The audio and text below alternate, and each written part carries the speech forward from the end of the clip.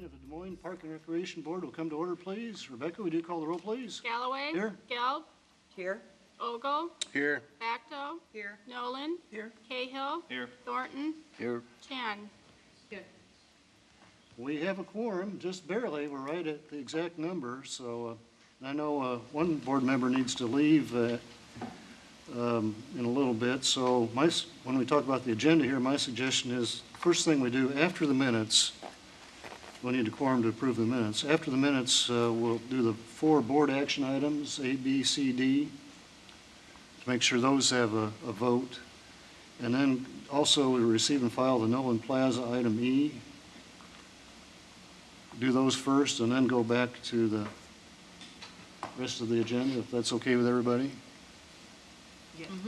Is there a motion to approve the agenda as amended? Moved. Second.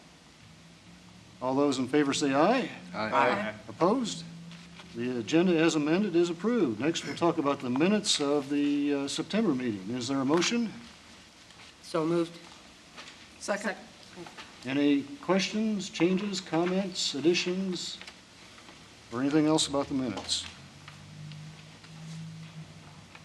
Okay, all those in favor say aye. Aye. Opposed? The September minutes are approved. Next, we'll move on to item A for board action relating to the aquatic budget reduction proposal.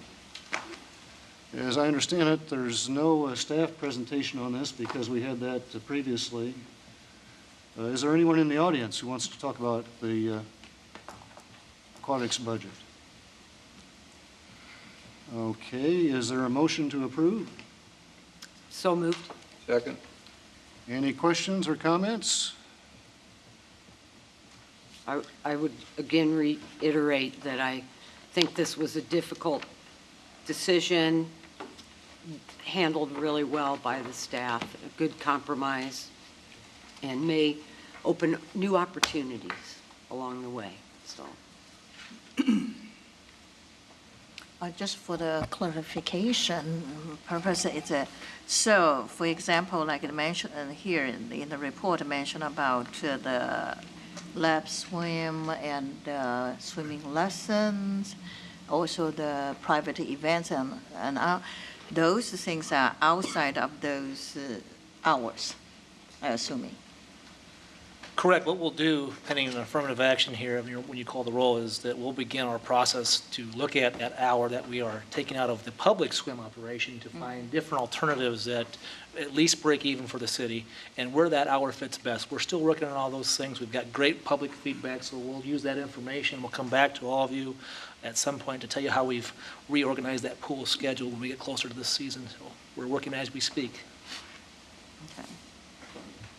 So it really, I don't want those things, extra things, to take away from the hours open for public. Absolutely not. We'll try to pick things that enhance the pool operation. So. Okay, great.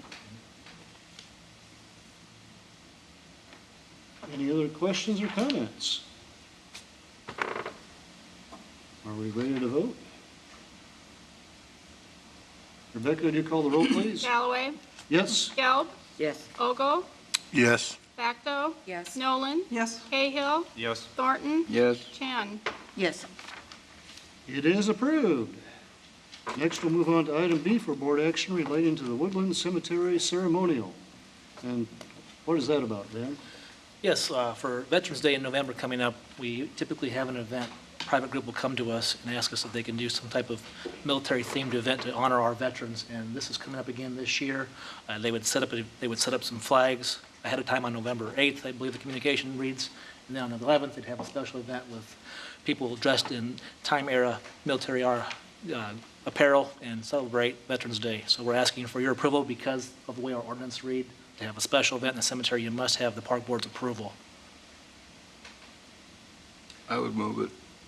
Second? Is there anyone in the audience who wants to talk about this? Any other questions or comments from the board?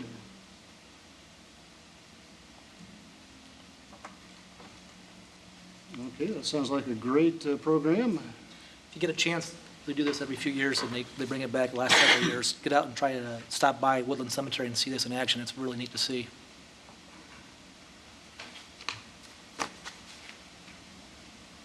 Anyone else? Okay, Rebecca, would you call the roll, please? Galloway. Yes. Gelb. Yes? Ogle. Yes. Bacto. Yes. Nolan. Yes. Cahill. Yes. Thornton. Yes. Chen. Yes. It is approved.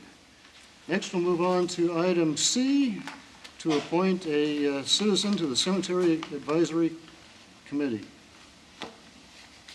And Ben, can you tell us about that?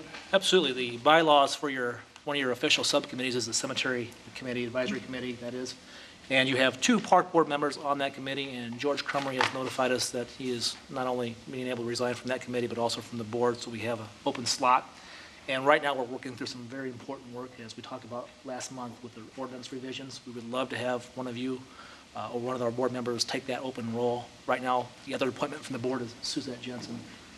They've got a lot of things beyond the ordinances going on right now, so it's a good time to get one of you to help us work our way through that. Looking for a board member to volunteer.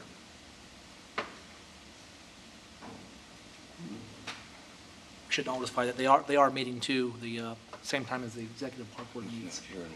I thought they had moved that Oh, that's time. right, I'm sorry, they did move that time. We'll get you that time then. Yeah, that was kind of a problem before. but- Yep, we did move that, that's right.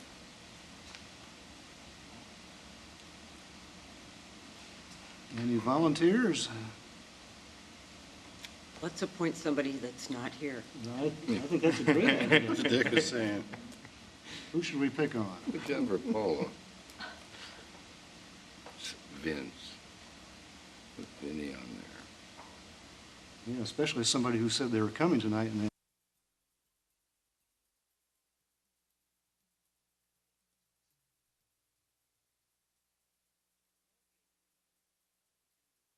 I'll talk to people who didn't come and see if I can twist some arms. So I guess we don't have anybody to vote on there, so I guess we'll just table item C, if that's okay. So we'll move on to item D for board action, the Trail and Greenways Committee appointment. Now this, I believe, is for an amendment to allow the city of Pleasant Hill to add a committee member. But I'm looking at the communication here and I don't see the name of the person. Actually, what we're asking you to do tonight is to add Pleasant Hill to the committee. You do approve Des Moines members, each community approves their own members. So before we brought it to you, the city of Pleasant Hill City Council approved their community to be a part of this. So tonight I'm asking you, as the owners of the bylaws, to approve adding them to this regional committee to be on this group. So tonight we're only asking you to add Pleasant Hill. And then at some point in the future, somebody will be appointed from Pleasant Hill And to sit once on the that committee. won't come to this board. This Right. only comes to the board. Right. So, move. Second. Further questions, comments? Surprised they weren't part of it before. It's always great to add another community to this group. With trails and regional planning, we need to work together, and we've got a good relationship with all these communities, and it's only going to continue to get better as we all build more trails that connect to each other. Lauren, don't you live in Pleasant Hill? Yes, I do. You have any words of wisdom about this? And I'm also an advisor to the Trails and Greenways Committee, and we recommended that Pleasant Hill join the committee. Our board has already taken action, meaning Polk County Conservation Board, to recommend that any community that wishes to join, and that is approved by the Trails and Greenways Committee, be allowed to join. It's all going to be one big trail system anyway. Right. And people from Pleasant Hill don't know when they cross into a Des Moines trail or not. Most of them don't care. That's absolutely right, yeah. The community is part of the whole system. It's a good thing. I do know that Pleasant Hill has looked at Penny Thompson as being the person to appoint them. Penny's a longtime volunteer for us and Sierra Club Autumn member, very active. Super. Is there currently a trail connecting Des Moines and Pleasant Hill? Gately Wilson Trail travels That's- to Des Moines and Pleasant and we're looking forward to Martin Luther King extension on the south side of town also. Would Pleasant Hill then, on some type of cost-sharing basis, I mean, their pro rata share, if there's a cost, contribute to that? You know, each community is responsible for the trails that lie within their boundaries for maintenance and then as well as building new trail connections. We work together and we try to apply for grants together too when it makes sense. Okay. Write a letter of support to support them to say what A best for. joint thing. Yep, so Okay. it's a lot of regional cooperation. Okay.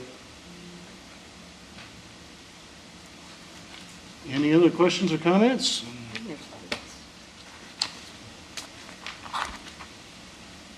Okay, Rebecca, would you call the roll, please? Galloway. Yes. Gelb. Yes. Ogle. Yes. Facto. Yes. Nolan. Yes. Cahill. Yes. Thornton. Yes. Chen. Yes. It is approved. Next, we'll move on to receive and file item E, the Nolan Plaza planning presentation. Coming up to the podium is Erin Olson Douglas. She's a city staff member from the community development and also been working with the Civic Center, and she'll take you through what's going on there, some really great news, some things that you'll be familiar with, some great regional developments that we've had, not only with recent history with the Zoo and Botanical Center, another great regional attraction doing some new things. So Erin. Thanks, Ben. Erin Olson Douglas, urban designer for the city of Des Moines. This evening, we're going to show you progress on the renovation, the schematic design for renovating Nolan Plaza. We're going to run through this fairly quickly in respect of your all's time this evening, but we have a good representation of our team here from the Civic Center.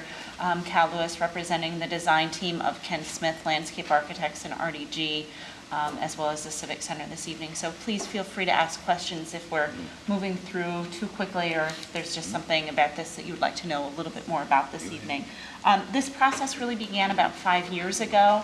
A conversation going on in the community longer than that for sure, but about 5 years ago the Civic Center came forward and funded a 3-day charrette where we had Ken Smith, internationally really known landscape architect from New York City, come in and work with us on identifying a vision and preliminary design for Nolan Plaza. He's actually an Iowan, an Iowa State graduate and from Waukee. So he was very excited to be invited to come and do this with us, as well as with a artist out of San Francisco, Jim Campbell, that the Art Center helped us to identify. In that process, we had a series of public meetings. About 2 years after that, about 2 years ago, the Civic Center contracted with Ken Smith's office and RDG to prepare a schematic design for Nolan Plaza based on the vision that was identified in that charrette, and have been fundraising since completing that schematic design about a year ago. They're getting very close to those fundraising goals. And just earlier this month, the Civic Center Board secured funding and agreed to fund development of the design and construction documents. So there's a goal in place to build this beginning this coming summer, so the summer of 2013, if the fundraising can be completed. It's an ideal time to get recommendations from you all, input from you all about how to proceed with the design. And here today we have both the Civic Center, who's going to talk a little bit more about their role, and then Cal Lewis, who's going to talk specifically about some of the nuances of the schematic design.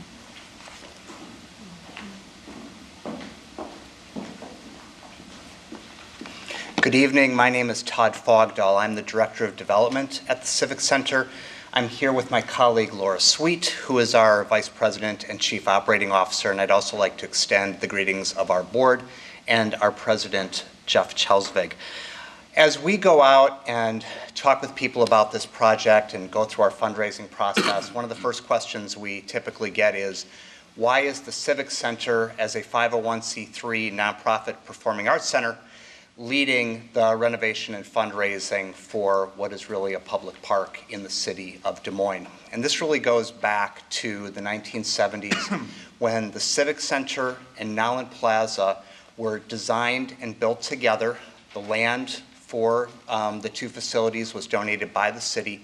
All the funds to build the Civic Center in Nowland Plaza were raised privately, and the two structures were donated to the city of Des Moines, and a 99-year lease agreement was established, whereby the Civic Center 501c3 nonprofit organization takes responsibility for all of the programming in both the spaces, and also the vast majority of the maintenance and also the capital renovations of those.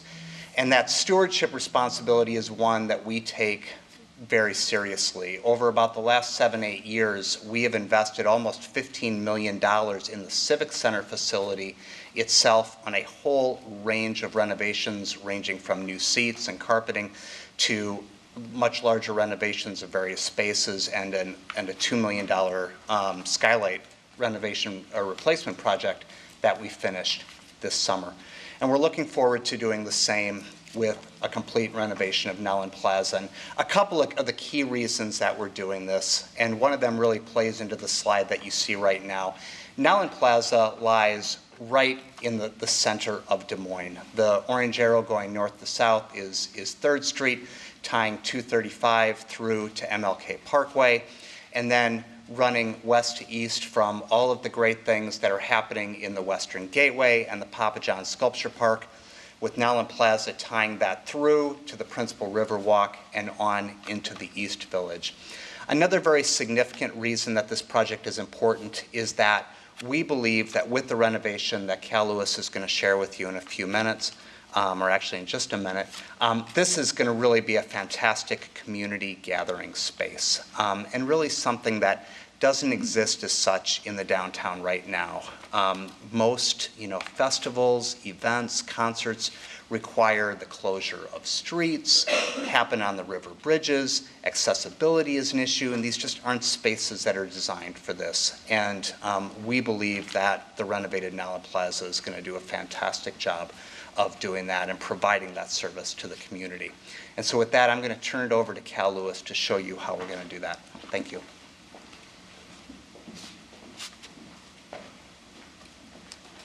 Thank you, Todd. Cal Lewis. I'm an architect and professor of architecture at Iowa State University.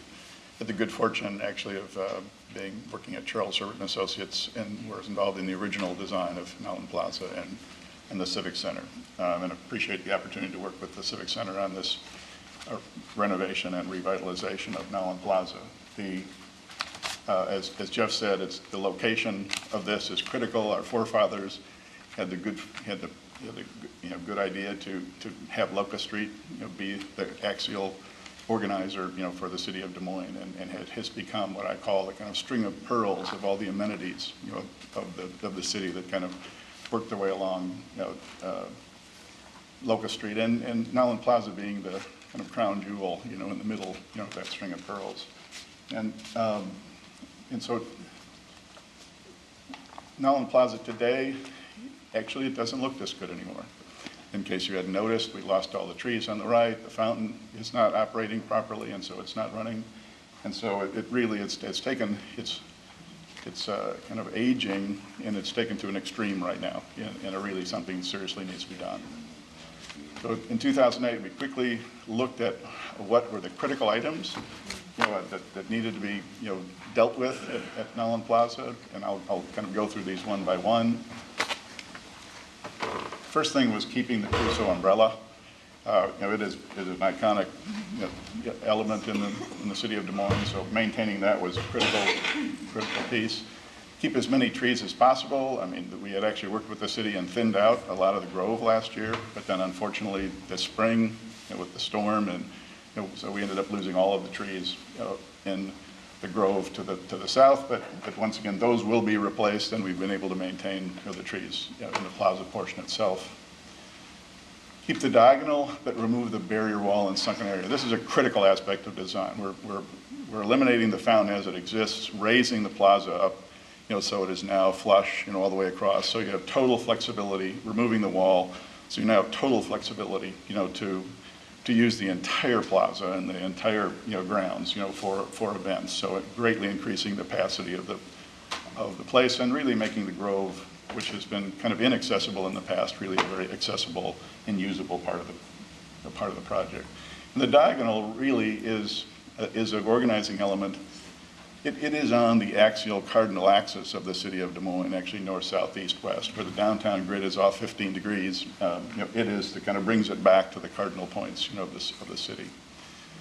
Create a new flexible space. We're calling this the red carpet, the welcoming, gesture to the city. So by raising up the sunken, fountain, you're now able to have this big, grand, open space to do all kinds of things, and you can see all of the things that occur there now that we've, again, dealt with user groups in the process both of 2008 and 2010, talking with all of them and discussing how it might best be used.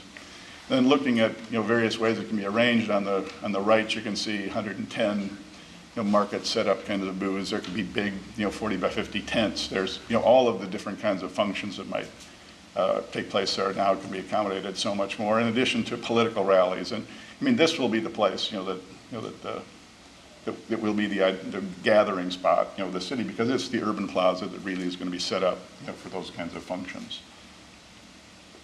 Create an interactive water feature. The dilemma with the old fountain, is the tragedy that occurred, kind of had limited access, to that fountain over the years. And fountains really are not just to look at, they're to be, to be involved in. And so this is a fountain similar to the one at Millennium Park in Chicago, where the spitting fountain, which is basically flush with the ground. I mean, there's no kind of pool for it.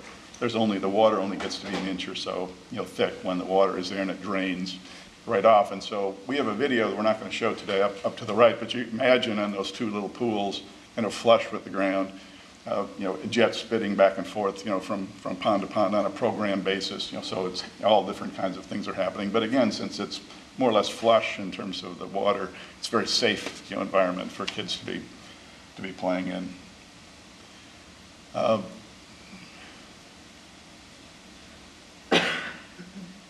And so that's what that interactive water feature is. This is the video that is, we'll skip over. In addition to this, the icon of the Cruiser umbrella was really marked at the beginning of this plaza. We thought it was appropriate now to mark, with another icon to supplement it and really be used to kind of activate, the Grove, which has been, again, the inactive part of the plaza up to this point. So you see the kind of just bubble diagram. We're working, again, with Jim Campbell, the artist from San Francisco, to develop this, but that just kind of gives you an idea of the location we're talking about, kind of in the Grove, to kind of pull people from the plaza into the Grove and really make it a very active, portion of the park. And, more creature comforts. I mean, more benches. You can see the little lines around the little oval things are benches, and so their benches are all over the place. Those will be flowers coming out of all of those, oval, green shapes that you see. And so it really is a much more kind of humane, as you see, we have more paved surface and more usable space in the Grove and more green space, in the plaza portion to soften that. So it's a more balanced kind of relationship. Again, the lighting is going to be improved drastically, so this is really a draw. This is a place at night that people are drawn to, not kind of, fearful of. And just, again, potential varieties of lightings we're looking at. And then finally, build with sustainability in mind. I mean, we're trying to retain water we have, on the site. We're trying to actually, the demolition that takes place, reuse that material in some form, or do it in ways where this is really a very responsible, sustainable, construction project, and then a sustainable performing, facility when it's all said and done. The material palette is a variety as opposed to the singular concrete that, again, we were obliged to do because of cost the first time. We're trying to now invest in a richer palette of materials, as you can see, from concrete to pavers to turf block, to granite, kind of the red carpet that we talked about. Kind of being the main plaza space. And again, all native Iowa kinds of plants, used in all of those, those big oval planters, that you see. It's about an $8 million project. Again, it's a very high quality, this is a long-term, kind of place and commitment. We were, unfortunately, when we did this project originally, the budget was such we weren't able to make some of those kinds of decisions. But we think it's critical this time, that we really get this in place for a long time. The new piece of art is about $1 million, and we're smart enough this time, and the Civic Center smart enough to understand we need to have a fund in there to make sure that this is kept properly. So there's even $2 million being considered as an endowment for operation and maintenance of the facility.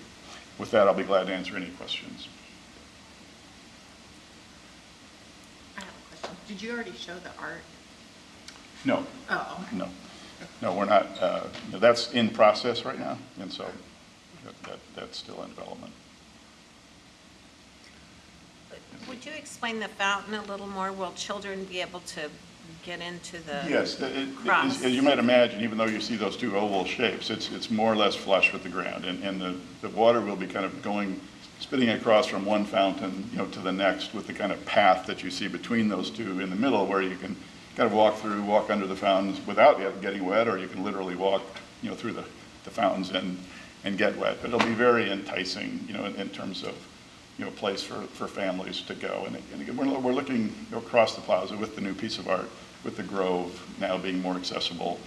And what happens, when we're having a big event in the plaza, you turn off the fountain, it goes away. Now you have the entire plaza to use, as a functional space for whatever kind of event there is. When the event's over, you turn the fountain back on, and so it really, the thing about Iowa in fountains is you have a half of a year that you don't have a fountain, and so when we don't have a fountain, we still want it to be a workable, usable, space, for the community. Could you pull up the map again that shows the surface of the various surfaces? Mm-hmm. Sure. Or just the map of the grounds, the whole grounds? Say that again now? The map of the whole plan. ground, yeah. Okay. This one here is fine. I was just curious, either one works.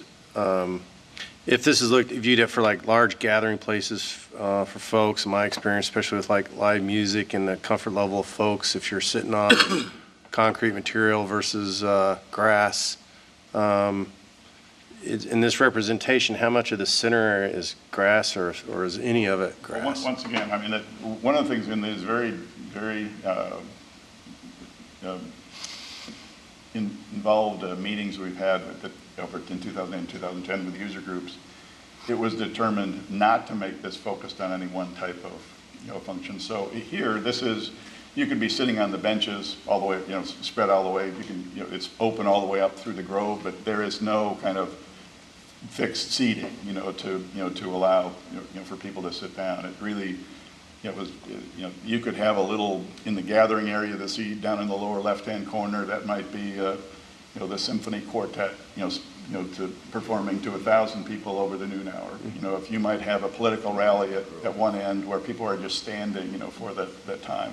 Now, could people bring their chairs and sit down?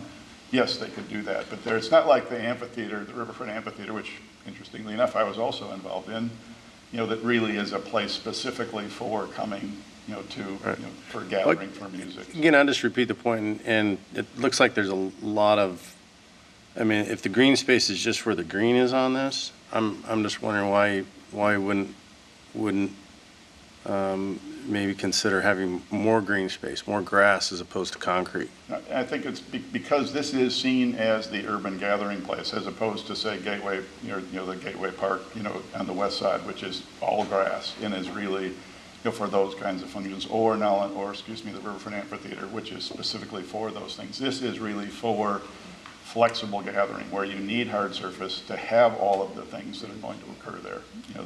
What kind of activity would you have there you would need concrete versus grass turf? Well, once again, it's open plaza is a granite surface, not concrete. It's a red granite. But that whole list, I can go back to all of the things, all of the events that were programmed, and the guidance we were given from a programming. They almost all required hard surface gathering, like for all the tents or all the booths or all of those.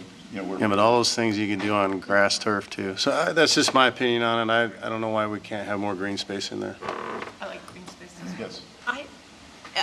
Just to clarify, I guess I assumed that the open plaza, the red spot, that was concrete, and where the Crusoe umbrella is, that's concrete. But then I thought in the Grove that was grass. It is not?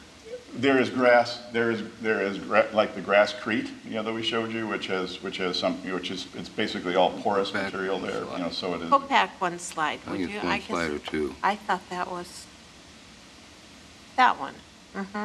Where the trees are, is that grass or concrete?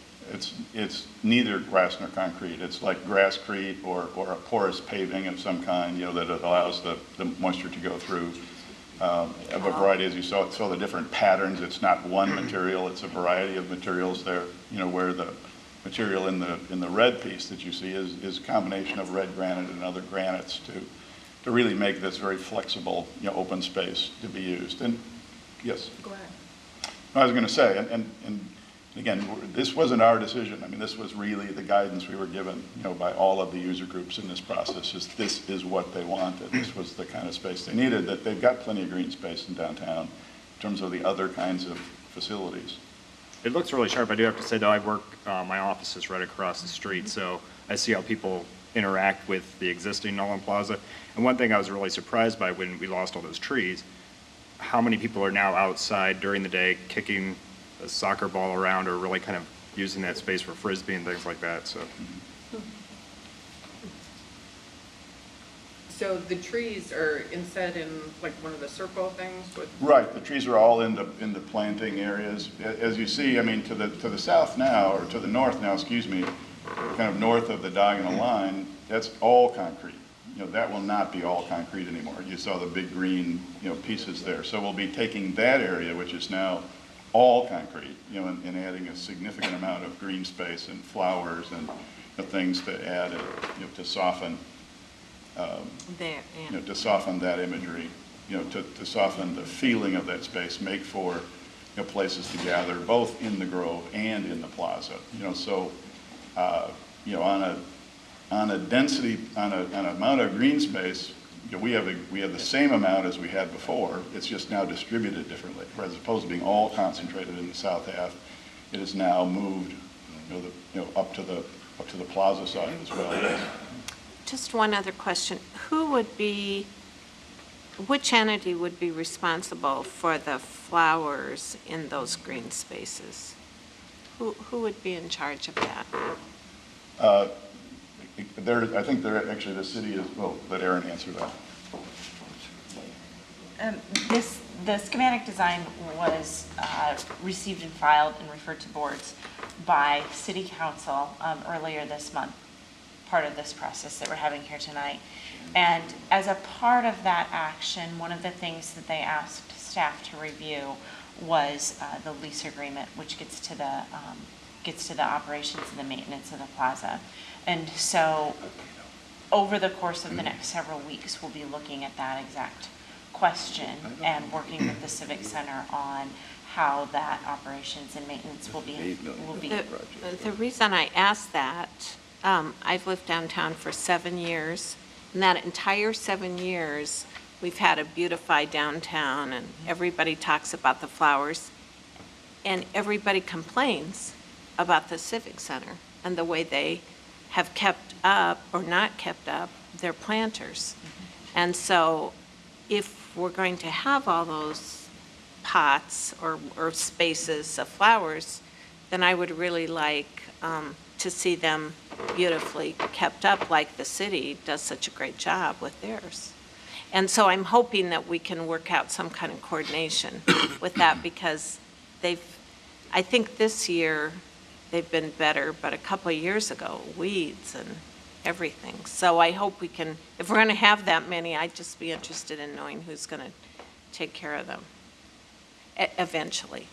Can you answer any more specifically, Ben, what the current arrangement is on the lease responsibilities as it stands right now? Just a brief overview. There's 2 blocks there that are maintained. The Civic Center group takes care of the Civic Center block as far as Right. that goes. However, we do snow removal on both blocks. We have the majority of the work on the Nolan Plaza block year-round. That helps, like the mowing, the trimming, the tree care, flowers. But 2 years ago, we didn't, correct? Oh, no, you're still correct, because the Civic Center side, Yeah. I don't know that we have that responsibility. I'll double check that, but I'd like to go on record as saying, I don't think, and take this back to the board or whatever, I don't think they've done a good job at all with the flowers. So if you're going to have this many, I'd like to be assured that they're going to be well taken care of because the rest of the city is so pretty. Yep, and we will take that certainly as a part of the consideration in figuring out this, any amendments to the current lease agreement. There was something else I was going to say to that.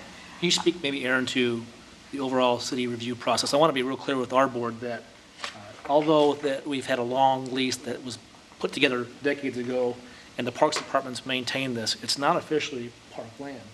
The agreement first sentence says to be treated like a parkland or like manor.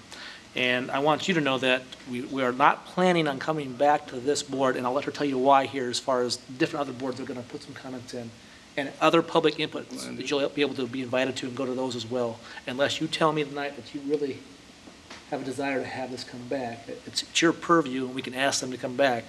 It's just a matter of requests. Well, if we don't have any authority on it, then if they're just here to present and give input, I just make the comment, I don't get it. Some of the arguments that there's already enough green space downtown, I don't buy that one bit. You can save a tremendous amount of money by eliminating a lot of the pavement or other hard surface materials. I don't understand why the design doesn't reflect a lot more grass, a lot more turf. I can't think of one use that you can do on concrete that you can't do on grass, and it's just such a more pleasant experience, especially in the summertime. The heat, one of the big detractors about Nolan Plaza, it's damn hot in the middle of the summertime because of the concrete. So I don't know why you couldn't see a design that, if you didn't have near as much hard surface, you had a lot more grass, that'd provide a lot more funds for whether it's benches or artwork or whatever. I don't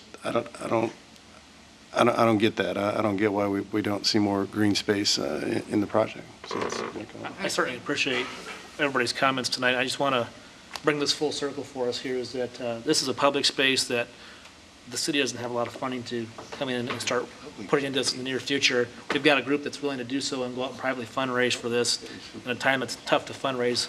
And we're just trying to find the best path for every group in the city to give comments to this, but also give ownership to the group willing to do the work and put the fundraising together. So I do appreciate the comments. I'm in agreement with Lloyd. I like to see more green space myself, but I also want to give them flexibility to go out and meet their needs too and their missions. So again, Aaron, if you could maybe follow up on the review steps next and different board processes. The way that we set up the process at this point was that Urban Design Review Board would take and receive all of the recommendations from the other three boards who would be taking a look at it: Planning and Zoning Commission, Park and Recreation Board, and Access Advisory Board. They would receive those comments. They've also reviewed it themselves and offered input. They would take the input from and the recommendations from the other three and ensure that they were being taken into account in the development of the design, and take a look at it again here in the next few weeks after the design development advances, and the design team has had some time to give consideration to the input. So that's a process that's set forward at this point. This is not public space, is that what you said? It is. It's just, It is public it's just space. not parkland as dedicated, how we dedicate land in the city. Sometimes is a funny way of doing things, but it's not, it's owned by the city, but the jurisdiction of the Parks Department stops because we don't have jurisdiction because it's not parkland like Grace Lakes So the park parkland. board doesn't, but what, the city council does? City council does have authority. The reason we brought it to the park board is because it's a little bit of both, if you will. You can't have your cake and eat it too.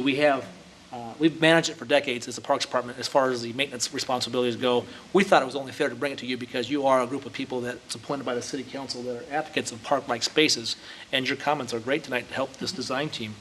Oh, and it's the first phase is like an $8 million project? Yes, but it's really, the $8 million is the budget to renovate the entire plaza. And, I would say over the course of the last several years, the Civic Center and the design team have had conversations about whether or not it could and should be a phased project. At this point, with their fundraising and the budget for constructing the space, the renovation of the space, they feel like they can accomplish the full renovation in a single phase. So your ticket sales, and you probably don't have it right off the top of your head, but as a 501c3, you could put, if you wish, say a checkoff, like $1 checkoff or $2 checkoff on each ticket sold for an event at the Civic Center, couldn't you? This is out of my realm of I expertise. mean, we do already have a facility fee that is a part of every ticket that goes directly into what we call our plant fund, which is for capital renovations and such. So that's part of, that's tacked on each ticket. Correct. And like, off the top of your head, as best you can, how many tickets totally to events were sold, like last year? Well, I mean, we sold about 300,000 total tickets. Okay. Now, what the fee is, some of those tickets Varies. don't have any fee. Sure. Some have. Oh, I understand that, yeah. Yeah, but it's, I mean, it can generate, relatively significant amount of money, and that has helped us. And that $15 million I referred to, that's a part of that and helping us to maintain our. You bring the tops and the temps back, or the Eagles more, right? No, I understand. But I mean, that's a good way to, of additional fund, or you designate, where that money goes as a 501c3, okay? And as a Thank part you. of their, and I think it's important to note along the line of the maintenance questions, that as a part of their fundraising, the Civic Center has been keen all the way through this to ensure that part of the fundraising is an operating endowment. That's never existed for this space previously, and it's not insignificant. $2 million of it, it's almost a quarter of their fundraising is going towards that endowment, in order to make sure that the same sort of things don't happen to this space moving forward as have happened to it in recent years. Couple of quick questions, just out of curiosity. One on this slide, are those, the tall poles, are those like lighted tubes or something that are going to change colors, or is that just kind of an example of what's? Once again, those were kind of a placeholder for the idea of lighting and for the idea of art. I mean, those really don't exist in that form anymore. I mean, the specific lighting solution and the new art solution will be kind of taking the place of those columns. We call those light columns at that point, but the next evolution will show more specific kinds of lighting poles and more specifically the piece of art, that's been selected. These are pretty cool. Like One other lateral. thought I'd have, again, just since I walk across the plaza every day, it could almost use some kind of like built-in music or something, I mean, even like the Civic Center could have, if you've got whatever show coming up, music from an upcoming show played, something like that. Interesting enough, that was brought up the other day, I forget which one of the meetings, that there would be kind of mini concerts taking place the night of a performance there to kind of, again, set the tone, for the crowd gathering, kind of have a tradition of arriving early and being part of some activity of local performers, that occurs before the, so and all of those things have really been well received and certainly will be taken into account. Yeah, I don't know how expensive they are. Now I've seen some pretty impressive water shows are synchronized with music, if you know what I'm talking about, if that's something you thought about, or what the cost of those are, but. Like So the Vegas. green on here, is that actually grass? The green is, again, indication of where the various kinds of flowers and, and plantings, Okay, that was so it's maybe- flowers and plantings, not grass. I agree with Lloyd that I would love to see more green space. I mean, when you look at all of downtown, it is all cement. And so any green space that can be added, I think in any city, let alone down here, would be a good asset for the city.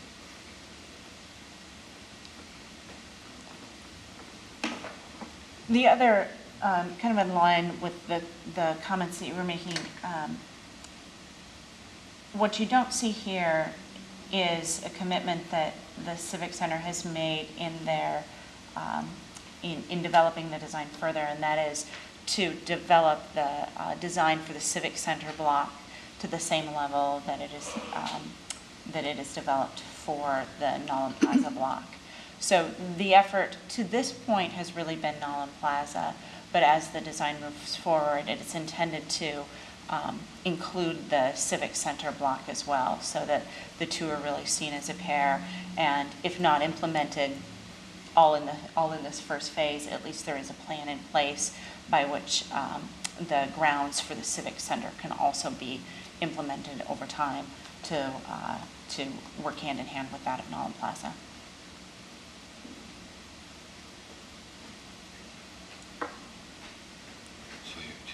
Any other questions or comments?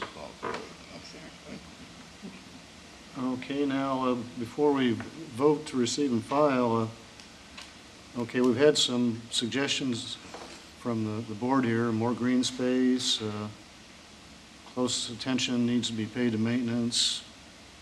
Did I overlook something else? Should we put that into a letter form, or will you be taking those comments back? I think that would be really helpful. I've tried to kind of make note of all of them tonight, but if on the record you could put them together in letter format, I think that would be useful to the design team. And when do you need the letter by? All of these boards have kind of gone on, you're the last of for over 2 weeks, so I don't have minutes from any of them to this point.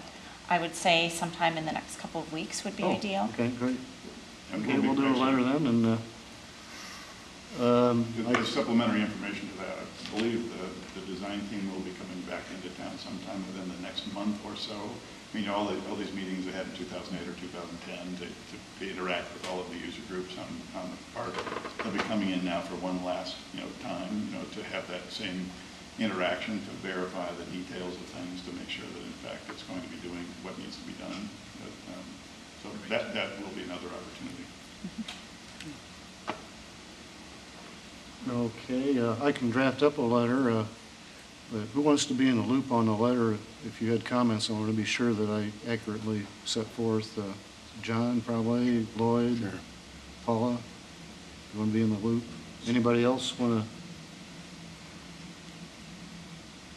Oh, Carol, you had some. I'm fine. It really, just echoing what Lloyd said, so I'm fine either way. Okay. And Susan, you've been real quiet. Don't you have a? There must be something. Everything. Okay. No, I think the design is really quite exciting. I like more green space too, but I think you've come up with some, really marvelous directions. The only thing I would add to the green space conversation, I think Ben and I and park staff have had this conversation with a number of twists, but all on kind of the same theme. I think there is probably need for more recreational types of green space in downtown as our residential population continues to grow, as we look towards the shape and form of demographics that we want to continue to evolve in downtown. And I'm speaking to this more from my urban design hat on for the city. One of the things that we tried to look at was particularly with regards to Nolan Plaza, is to take a look at kind of our overall inventory of downtown and the types of gathering spaces that we had, and what sort of role this one should play among a cast of half a dozen or so. And that kind of large civic gathering space was one that we didn't really have. And so I think that has been what has informed the general character of Nolan Plaza, along with the broad input that we've been hearing on a number of events. So I think it's a conversation that we need to continue to have and continue to develop for downtown. Any other questions or comments from anybody? Vicki, Cindy, anybody else we haven't heard from? Okay, so. No, the only thing I have is that the bright red under the bright sun, in was a 90-degree, I don't know.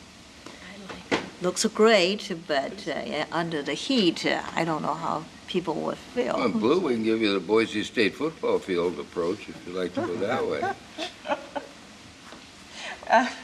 I think when we look at material palette, I'm not sure how, the representation, I would say, is more diagrammatic than the Boise football field. It's even the red carpet is, as you look at the more details, it's banded with other colors. It's really, it's a much more broken down, scale and color and range, a lot more texture and variety. I mean, as you see all of these different patterns, right now we have one material. And now you're going to see the whole range of materials that help. Whatever hard surface we have will still be broken up significantly with all these variety of materials and finishes and surfaces. That just reminded me, when do you hope to have this completed? It's about a year. I mean, so About a year? If we started next late spring, summer sometime, we would be ready for hopefully the season, the summer 14, season to use the park. And it's, Nice. Well, for those of us who began doing this in 2008, it's too long.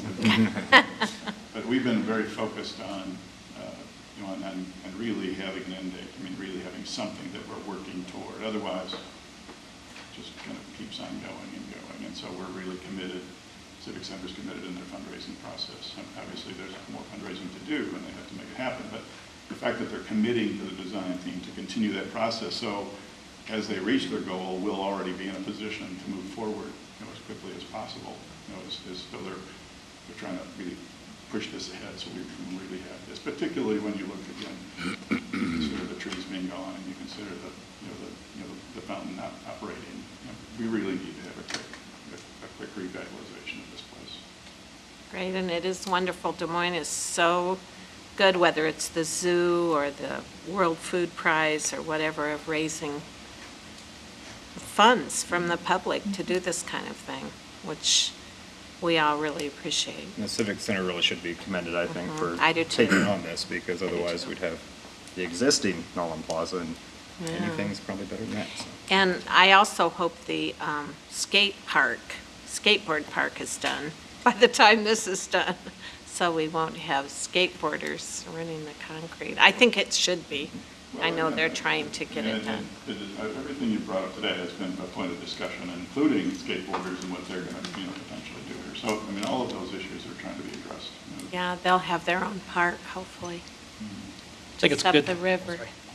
I think it's good for the board to know that we've had a really great relationship with the management team over the Civic Center, not only in the Parks and Recreation Department, but the city manager's office. And they continue to be a great partner, very responsive, very easy to work with. And I look forward to working with them on this next project too. So thank you to your team.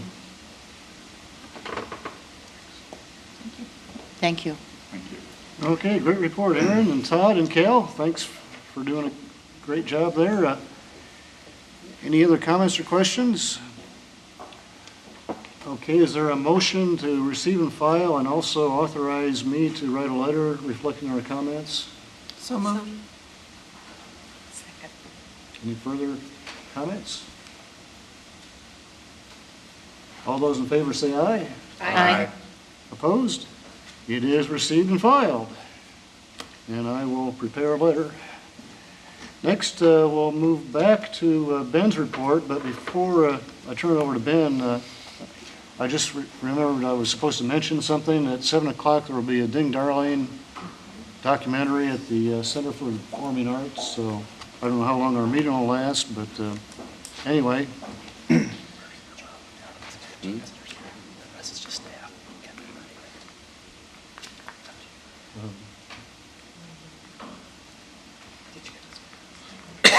Ben has suggested, we're just kind of flying by the seat of our pants here, but maybe we want to do the county presentation next so that they can be on their way. Yeah. Is that okay with everybody? Yep. Okay, so next we'll move on to receive and file item F, the Polk County Conservation Proposed Bond Referendum Presentation. Great. A few of you have asked, and I know that we've provided some information on Polk County Conservation, their work on the bond referendum.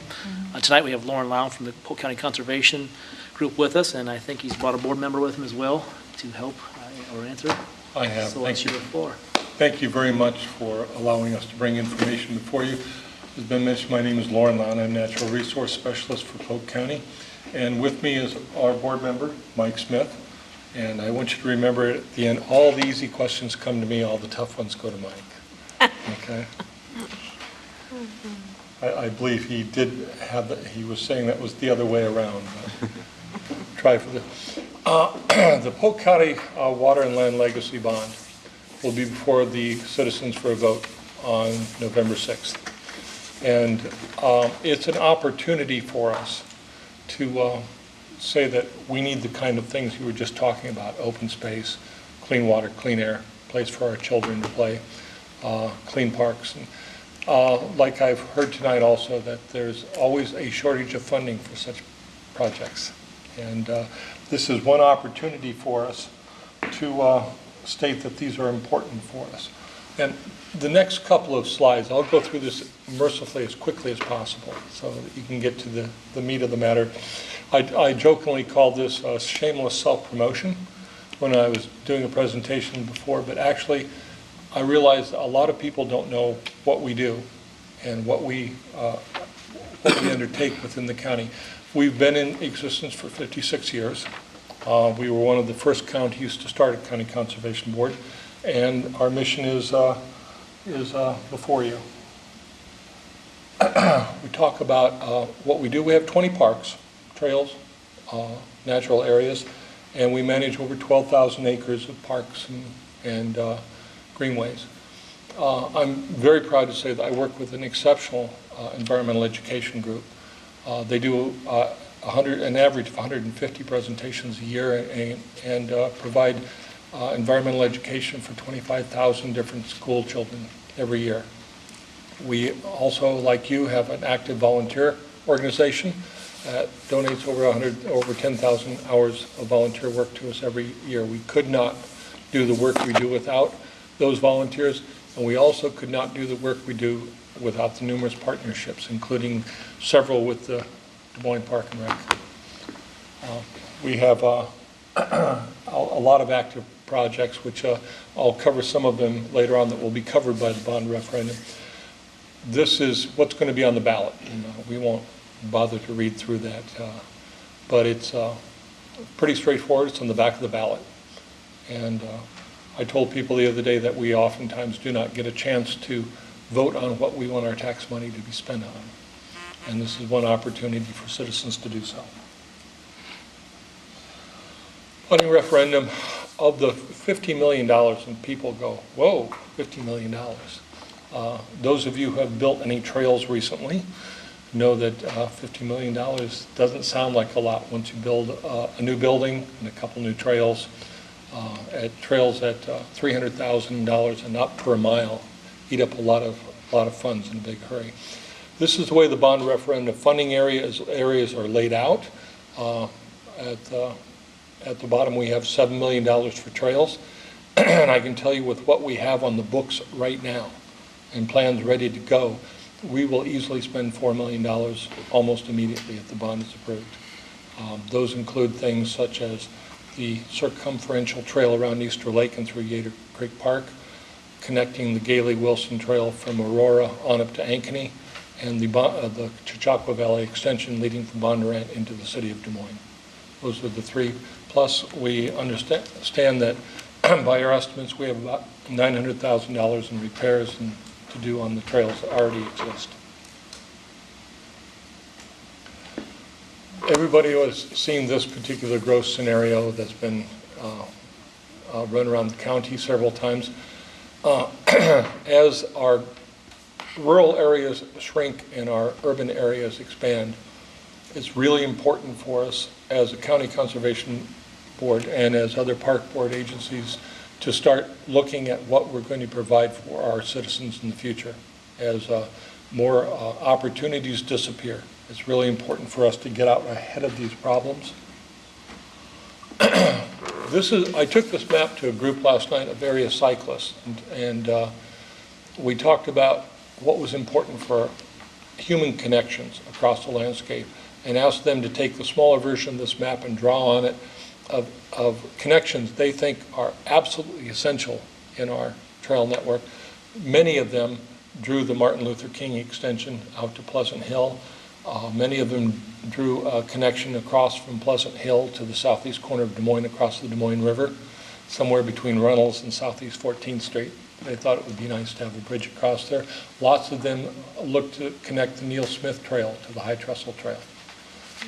And I started talking to them last night and realized there's no end to the amount of trails and recreation space that people are desiring. The big question we get is how much is it going to cost? Signatures.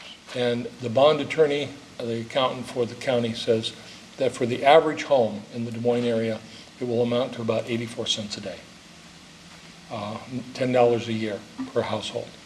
And I jokingly said, I have more than that in lettuce that goes bad to my refrigerator. It's a modest fee. And you can see in the assessed value, if all 50 million were issued immediately, which is not going to happen, it would peak around 2029, 2030, and the amount per household. But the average is 84 cents over the life of the repayment of the bond per month. Let me stop you there. You said 80-some cents a day, I thought at one time? 84 cents a month. Okay, that makes more About sense. $10 a year for the average household. Okay. And commercial property also increases on the same scale. People say, well, we can't just give, Conservation Board $50 million because they'll spend it on salaries and personnel. No, that's not the case with the bonds. All the bonds cannot be spent on salaries or personnel. They must be spent for what they are issued. And we must, once a bond is issued, we must spend it within 3 years. That means before we ask for those bonds to be submitted, we better have plans in the can, ready to go. And the bonds have to be, our Conservation Board has to approve asking the supervisors to issue the bonds. The supervisors have to vote to issue those bonds. And once they're issued, then the money's available, then we can proceed with the projects that have been cleared. There's full accounting, full public disclosure of all expenditures. The funds can only be used for the stated purposes for which they're issued. Is collected. And this one gets down to some of the projects and some of the things that we'll be using the money for, especially for the first $20 million for trails, for watershed improvement. You folks are all up on Easter Lake and the difficulties we have there. There's $1.2 million in dredging to be done at Easter Lake. That takes care of a sizable chunk of change, plus the other renovations to the dam and surrounding area. Yater Creek, the erosion control that the city is donating a good deal of time and money towards controlling the erosion in Yater Creek and the tributaries. Chautauqua Bottoms, that is our premier wildlife area, and we have some areas that we have identified that are important for us to acquire in order to maintain the sustain the property well into the future. Years ago, I told people that Chautauqua Bottoms will be the central park of Polk County eventually, as soon as people start going around it. And prices for land since I've come to the county have increased over tenfold in the Chautauqua area. So already we're finding that kind of pressure that far out. Types of projects we'll be doing. We're very concerned with water quality, with stormwater erosion in our stream beds. 4 Mile affects many communities. The community I live in, Pleasant Hill, is flooded out on a repeated basis. Eastern part of Des Moines is also. There are so many opportunities for us, such as building partnerships and greenways that extend from Pleasant Hill all the way through Altoona. Those are the kind of projects that will be coming up in the future that if we have funding, we can address those problems. We're doing things such as Thomas Mitchell. If you haven't seen all of our park reports, one thing I'd like, we have park plans for all of our parks almost now, and each one of those has a certain development or amenities described in the park plans, and those will be addressed with funding from this bonding. Like I said, we're proud of our partnerships, both with agencies, school districts. One of our projects is at Fort Des Moines. The Des Moines school system has donated, I believe it's 17 acres of land that adjoins Fort Des Moines, and we have agreed that we are going to put in shallow water wetlands and a prairie system for outdoor classrooms that can be used both by school children and citizens who visit the park. Trails and greenways, I know that that's dear to your heart as well as it is to ours, and that lists a few of the things that we plan on doing with the first round of bonds as they come through. 20 years from now, you all know that we need to plan at least 20 years out. And they say what the best time to plant a tree is 30 years ago. The best time to plant a park is 20 years in the future. Because people do use them, they do need them. At that point, I cut this mercifully short, I hope, that if you have any questions for myself or Mike concerning the bond referenda, my goal here tonight is to educate, and Mike can do the advocacy. Could you go back to that one slide when you were, that showed Des Moines and eastern Des Moines? Keep going. Keep going. One more. Right there. Yes. What about the sleeping giant to the west? Waukee. We are, by law, not restricted to owning land within Polk County, but our operations are primarily restricted to Polk County itself. And then another question, I mean, have you folks or your group, and I mean, I'm all for the thing. And I'm convinced that water is gold now. There's no doubt about that.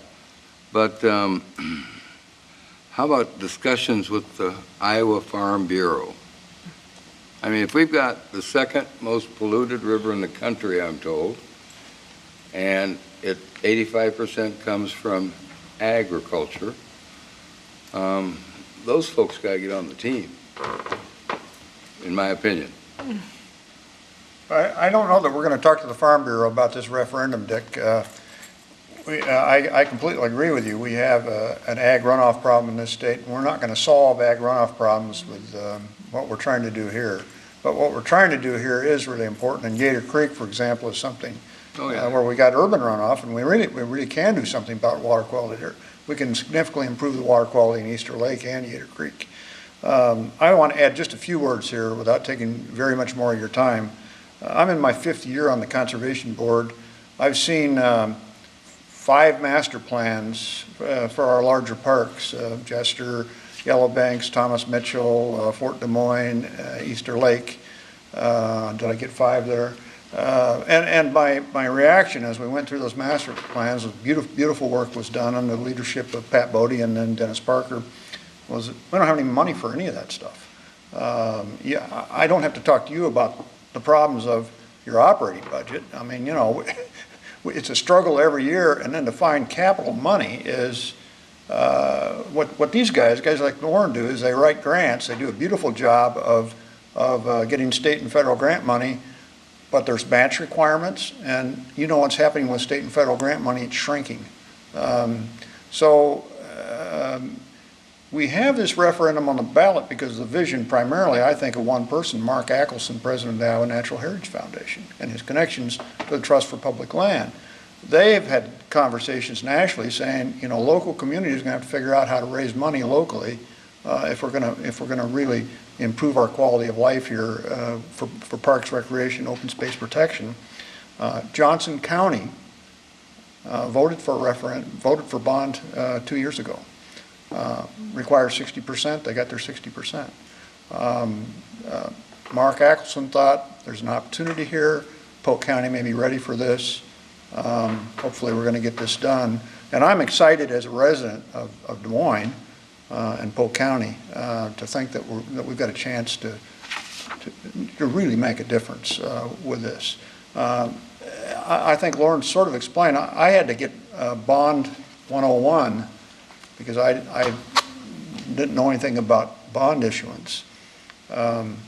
These bonds might be issued, they might be sold $3-4 million at a time, and we got it in order, when bonds are sold, we have to have plans to spend that money to do the work within a couple of years.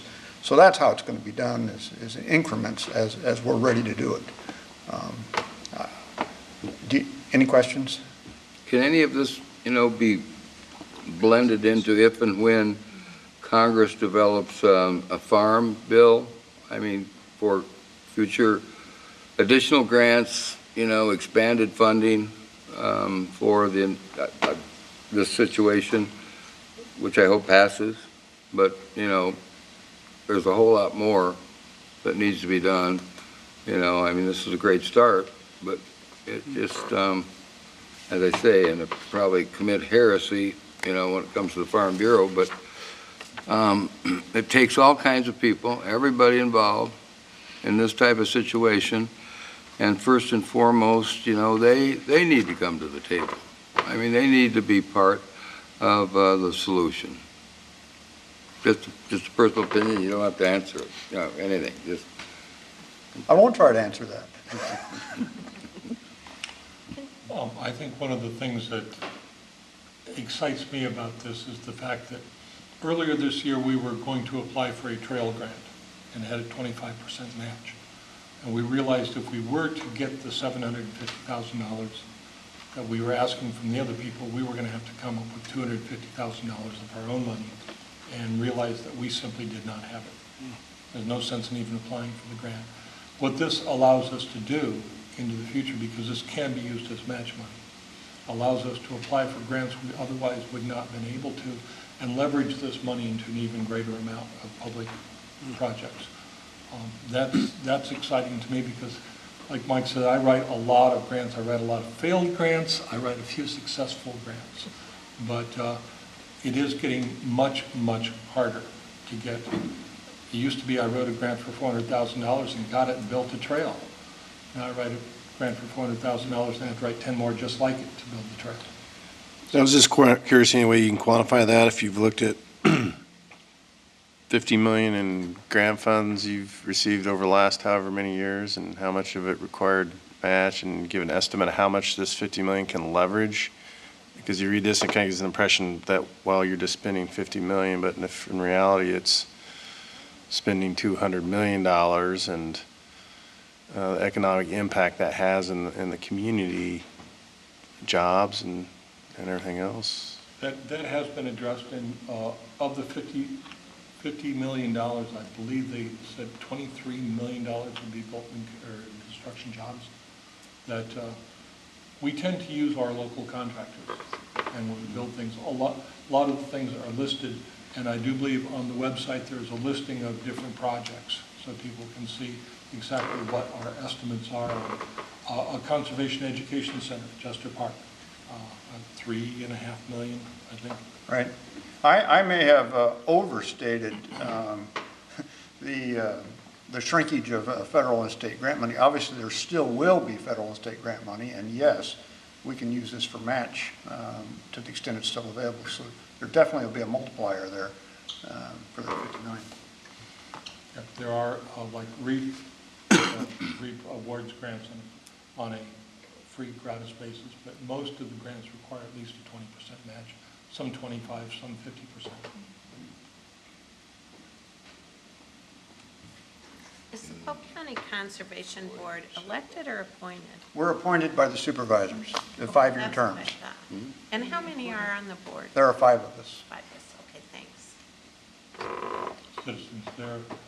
The Veterans Affairs Board and the Conservation Boards are the only 2 really independent boards under Iowa state law. Thank you very much for taking the time tonight. Thank you. Really appreciate it. Thank you, Mike. Thank you, Lauren. Any other questions or comments from anybody? Okay, great report. Mike and Lauren, is there a motion to receive and file? So moved. Second. Further discussion? I need to see. All those in favor say aye. Aye. Thank you. Opposed? It is received and filed. Next, we'll move on to Ben's report.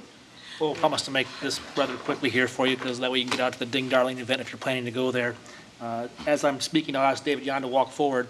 David Yon is our municipal arborist, and you've all remembered you've had a lot of work in the back few years regarding an urban forest master plan that we worked through the Urban Conservation Committee, and David's going to talk about an initiative he's kicking off that we've emailed you about, how that may work and what's coming up and what's going to be kind of the deliverables with this process.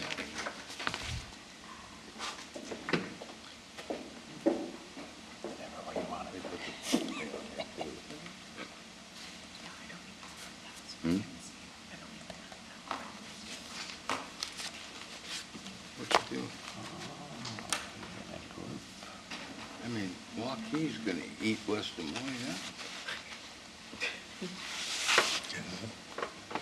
It's like Pac-Man.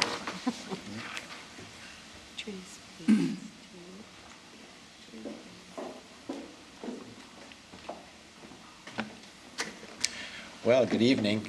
Thank you for inviting me here, Ben Page and Chairman.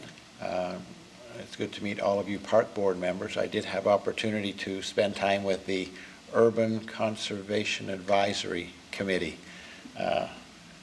1 month, a week ago.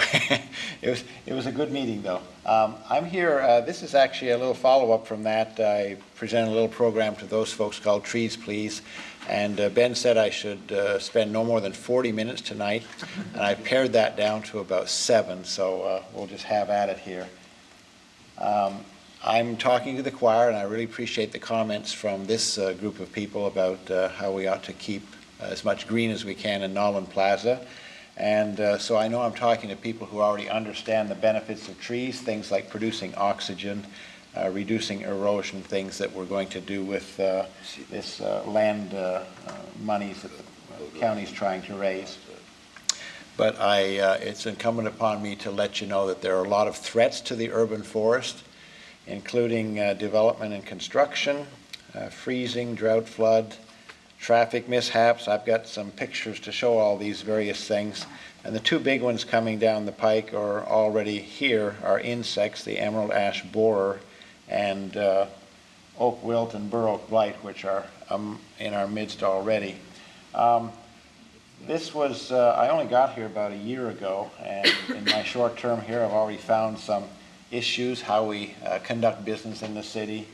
And this was simply an inspection issue. You know, people from engineering didn't understand the principles of keeping a root zone free of debris. They were managing to keep traffic off it, which was good, but as soon as you park stuff on it, then it invites traffic to come. Flooding is an issue, of course, because trees need two things for sure, like we all do, air and water. And when you have too much water, it means you don't have enough air for the tree to breathe. This was one of my photos from my last post in Pittsburgh. Some young lady decided to lean heavily on a tree with her truck.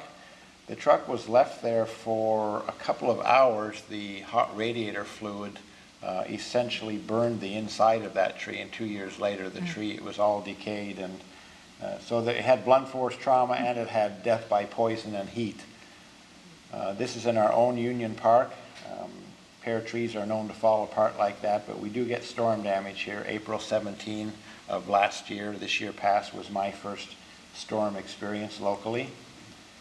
We have a lot of poor arboricultural practices starting, well, really they start before now. They start back at the nursery. Nurseries tend to have trees that are too deep in their root balls. And then when we finally get them on site, we tend to do bad things like leave the burlap and rope noosed around them. And then we do very poor pruning practices. This is what we call hat racking or topping, where the cuts are made at an indiscriminate point instead of a horticulturally correct pruning point.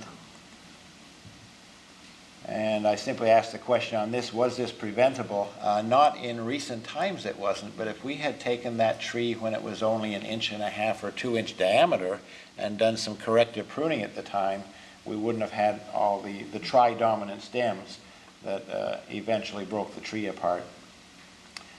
So now we come to the big bad boy. He's up in the northeast corner of Iowa on, is it Alamaki River Island? Northeast corner, and then he's 2 counties inside of Illinois in the southeast, and more recently it's been found in Kansas City. So we're being surrounded from the northeast and south, and that's the march because it started in Detroit, Windsor.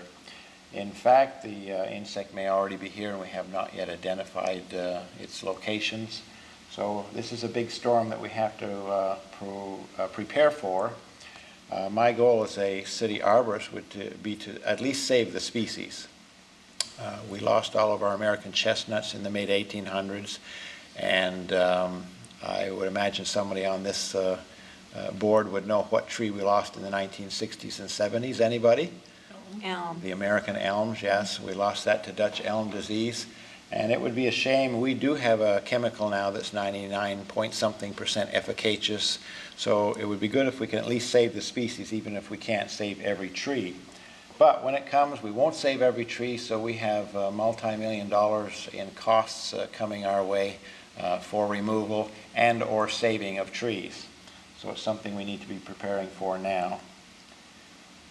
Oak wilt is in our midst. We've identified it in the Waveland Golf Course, and it's a fungal disease that gets into the phloem of the tree and disrupts the food supply from root to crown. And the effects from all these threats then is we lose more trees than we gain, and therefore we have less environmental benefits. So the reason I threw this picture in, it's a great photo. It's up in Glendale Cemetery. But what we don't always think about when we see this marvelous grove of trees is this is not an everlasting grove of trees. The grove will not be here for that many more decades. So even the aging parts of our urban forest present a threat, and we have to keep planting. Also in Glendale, we've taken a hit in the last year. A lot of our evergreens have died. They too get fungal diseases, and when you slam it with extra drought, it can't survive. And this, of course, is what we're all trying to avoid, where people are injured or killed from falling tree parts or entire trees. And Parks does have a great record of being involved with trees in the city of Des Moines. Great historical photo of Parks and Rec employees planting, looks like a white pine tree over at Ewing Park in 1943. So one of the things we'd like to get done citywide, this includes street trees, park trees, open lands trees, ultimately perhaps private land trees, but we have to start on the public side as we see fit. And so we want to do a full tree inventory so that we can get all those characteristics lined up. So for instance, if we had the tree inventory done today, and I as the municipal arborist elect to save all ash trees that are between 12 and 24 inches, they could be located instantaneously on the computerized data sheet and go out and treat those and know that we'll be removing others. So here's one of the outcomes of having an inventory. It lines up all your work for you. Let's see, down about second from the bottom, you see the priority one removal. So you tackle your highest priorities first and use your budget diligently. And then you can forecast what those priority one removals are going to cost by size and extrapolate that through the number of trees. This happened to have been my inventory tool in Pittsburgh, and so we knew in year one we had to remove 909 priority one trees that were dead, dying, or otherwise structurally unsound for a cost of $717. And I guess I could tell you that we are forecasting, when we get our inventory done, we've got about 50,000 street trees, and we're forecasting maybe 60 to 70,000 in the park system. Maybe not all of the forest lands of the parks, but for sure wherever people are connected. So along trails, next to structures, playgrounds, buildings, etc. And then we beg the question, where is the urban forest? Well, it's around our municipal borders, but it's also around our neighboring communities.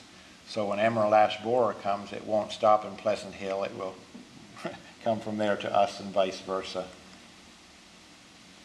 This statistic, I believe it's 2009, University of Vermont and the Forest Service conducted an urban tree canopy assessment and found that Des Moines has about 27% urban canopy.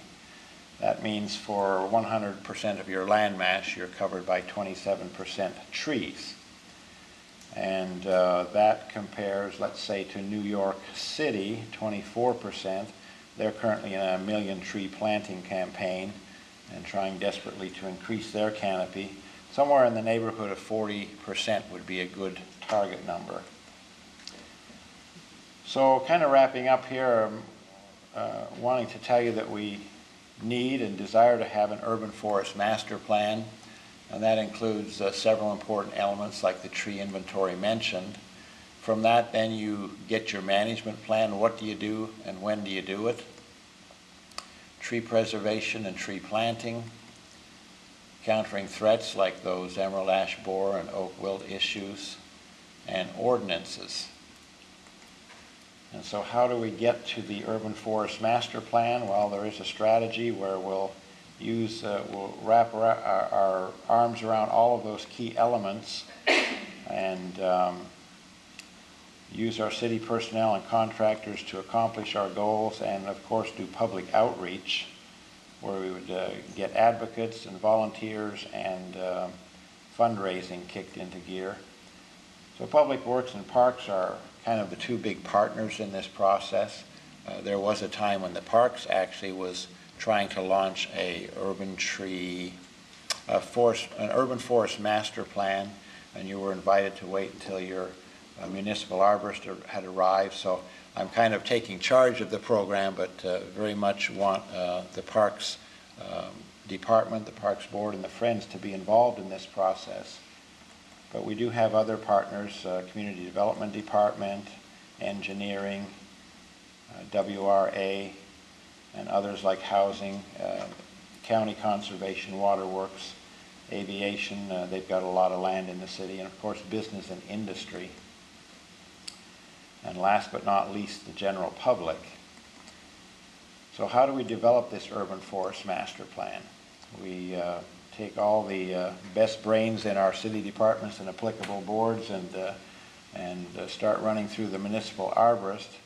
And first thing up, we'll probably have a master plan steering committee. And from that, we'll be working on document of the urban forest master plan. We'll get a development team in place, whether that's contracted or in-house, we don't know yet. And from that, we will ultimately get the urban forest master plan that includes all of those wonderful bubbles. And so where does Parks play a role in this? Well, certainly at the steering committee level and the development team level, and you will help to write and usher in our first ever urban forest master plan. And I certainly want to give a special mention to the fact that this Thursday we have a community forestry workshop. Still time for park board members to sign up. In fact, Marion Gelb is so excited she left this meeting early to prepare just to attend that one. So it's got to be a good meeting, but Carol signed up as well and would love to have more of you come. So if you would let our interim Parks Director know, we'd be glad to welcome you to that meeting. Could you give us the time and place and so forth on that? Yes, that meeting is at the Botanical Center this Thursday, 12:30 noon through 6 p.m.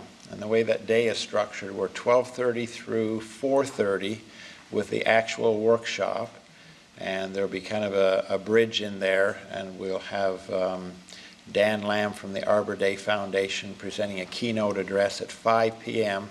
And that event we're inviting the public to for kind of an open house. This Thursday. Yep. And so there'll be a little bit of show and tell from the day. What did we accomplish? And so we've got the time, the place, other speakers, Jill Johnson from the U.S. Forest Service, Dan Lamb, Arbor Day. Molly Cooney, a local TV personality, is going to moderate a panel early in the discussion. And so I would hope that you've received an invitation by now through your director. So any other questions? If somebody wants to come, do they need to RSVP, or can they just show up? You certainly may show up, but we really like the RSVP, so we have, your name, your badge done, and your kind of your spot at the table, so to speak. We currently have 90 registrations, and my first recommended facilitator, by the way, this meeting is being hosted by Tree Des Moines. It's a brand new nonprofit devoting itself to trees, and inviting the public to care for and nurture trees. And what else did I want to say about that? So they're the hosts. What was your question? The public event is at 5:30? The public event would be 5 o'clock. 5 o'clock, 5 to 6. If memory serves me correctly, the reception is at 5 and the speaker's at 5:30. Okay. Okay. Come on out to hear more about it Thursday if your schedule allows. Other questions? Who is the contact for Tree Des Moines? C.J. Stevens from the Waterbury neighborhood. They had a marvelous bare root tree planting project this spring. I helped to facilitate that, but they took the lead. They got all their volunteers, Girl Scouts, the green team from Wells Fargo, and all kinds of neighbors, and they planted 102 trees on a single Saturday, and then they had to get the other 27 in over time. It was a great thing. Anything else from anybody? Okay, thank you, David. Great report. I'll run through these last three myself, so staff, you'll be safe. You don't have to come up here. I'll run through them real quickly, and then if you have details, I might bring one of these staff members up who have the details. Prescribed burn plan for the fall is all lined up. We'll start any day now having some burns in our community through the parks, and that you all know why we do that. It's environmental impact. There's science behind it. We pull permits. It's a safe method that regenerates our forest lands. Online registration, Matt Salvatore is going to talk to you about that tonight. That's been his big assignment. We are so excited to tell you that we are really close to having our first ever online registration program for recreational programs, as well as renting shelters, so reservation of facilities. I can't say enough to the team that's working on this. It's Matt, it's Ann from legal, it's our finance team, Jessica Butler, and as well as IT. It's a lot of folks to pull this together, but it does a lot more, and we'll be telling you more about that at a future meeting. But it's very exciting for us to have this coming forward, because we know how many people want to just stay at home or working more than one job. They can't get to our office during our time, so I see a big impact coming for us. And then lastly, Lee, would you come up and just put a picture up while I'm talking about this? We're working with the RDA, the Riverfront Development Authority, who's principal basically, to put a nice canopy over the skating plaza. The thought was that, this facility could generate more revenue instead of being on the border of either losing money or making just a few thousand every year, by having some kind of canopy that would be conducive to having weddings and concerts and all kinds of facility rentals there. And this is something that the group is willing, if it comes into focus here, is willing on to paying for principal will pay for this. So it'll be a great improvement to the Breton Skating Plaza, and we look forward to seeing what it can do. Who would be paying for it, Ben? The Riverfront Development Authority. Riverfront, Yep. really? Yep. Which is principal. Right. Yep. That looks nice, though. And it's not focusing in. When are they going to put that up? Right now, we're trying to work on those details still. They're going to go through the different city boards to make sure they get all the approvals. The Riverfront Development Authority will work with the Urban Design Review Team, as well as the Riverwalk people, to make sure it fits in their mission. Is it a removable canopy? Yeah, up and down, yes. So it will come up, it'll be put up during the warm weather months, and it'll be put down during the skating season. The whole thought was, if you could see these pictures, I'm sorry it's not focusing real well, it preserves the skyline views if you're in it. So they had some great modeling here that would show all the skyline at night, lit up at night. So if you're in it, you can still see around, but it keeps the heat off of you. Are they looking at a material that completely cuts off the light, or just, because I've seen some type of canopies that allow a little bit of light in through, they're not completely. It will allow light through it to a degree. Then also, if you look at the picture here in the back, there's a separate canopy for a bandstand, if you will, to keep the band cool as well and keep them out of inclement weather, if you will. And would people rent it through the online system? Just Well, this will be rented through, we're working on the downtown program agreement, so it would likely be rented through, if we have an agreement in place by now, the Downtown Community Alliance, they would take reservations like they would for the entire downtown properties that we're working on. Oh, that's nice. Yeah. Because I know several people have wanted a promenade, a kind of area like It's this. a really nice amenity to have as an improvement, and especially to have a great group like the principal willing to fund the cost of it. So, Yeah. sorry our picture's not working as well as we thought it would, but.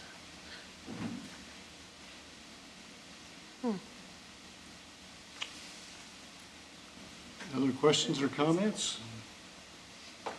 Anything else to ask Ben about anything? I did have a question. Mm-hmm. I noticed at Columbus Park, the park sign is wood on the outside versus the metal like the other ones. Absolutely. What's up with that? The Rebuilding Together came through, and this year they chose that neighborhood. In the last several years, they've come in and said, hey, we're gonna be in the neighborhood, we'll not only do these house improvements for homeowners, we'll do a park improvement. And we have two signs, the nice steel sign, and then as we come through and do these interim steps, because those signs are very expensive, and we're trying to budget those as we have time to put a few out every year, we found a nice inexpensive way to upgrade a sign that might be damaged or just outdated. So what that is a vinyl sign that looks like the real one, the aqua color. I thought it was real. It looks real from the street. And then what we do is we take 2x6s and frame it to make it look like it's the corn-head steel, and we paint those. It's kind of an interim step to get us to the next Okay, level. So but that's it what will is. be Yep. sooner or later, Yep. the And regular sign. since you brought it up, we should thank Meredith and Rebuilding Together for all they do. They They did did do a lot. amazing improvements to Columbus Park last Thursday in the rain. 200 volunteers worked all day, and if you remember the weather, it was terrible. So Yeah, if they're listening, thank you. yeah. Anything else from anybody about anything? Last call for questions, comments, announcements, or whatever. Is there a motion to adjourn? So moved. All in favor, say aye. Aye. Opposed? We are adjourned. Thanks, everybody. Mm.